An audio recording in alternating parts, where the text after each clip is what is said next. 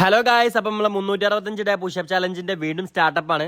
ഒരു രണ്ടാഴ്ചയോളം പനി കാര്യങ്ങളൊക്കെ ആയതുകൊണ്ട് നമുക്ക് പുഷപ്പ് നിർത്തിയേക്കേണ്ടി വന്നിരുന്നു.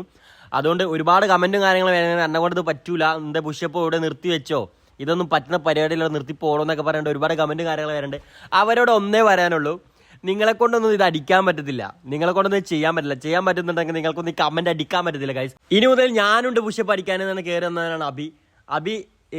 ഈ പുഷപ്പ് 365 ഡേ അടിക്കുമെന്ന് അറിയില്ല, പക്ഷെ എന്റെ ഓന്റെ സ്പോർട്സ്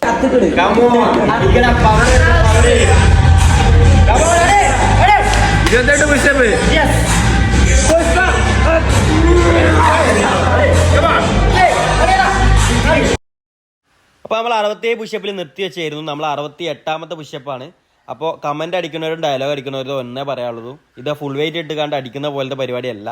അപ്പോൾ ഇത് അടിക്കണമെങ്കിൽ അതിൻ്റെ പവർ വേറെ തന്നെ. ഇനി ഇത് അടിക്കണേ കുറച്ച് പാടാണ് മക്കളെ. ഒന്നെങ്കിൽ ട്രെൻഡിങ് ആയി നടക്കുന്നവരോട് ഒറ്റ പറയാനുള്ളൂ, അടിക്കാൻ പറ്റുന്നുണ്ടെങ്കിൽ അടിച്ചു പാടാ. 365 പുഷപ്പ് എന്നെ കൊണ്ട് അടിക്കാൻ പറ്റുന്നുണ്ടെങ്കിൽ എന്നെ വെല്ലുവിളിച്ചാണ്ട് കയറി പാടാ.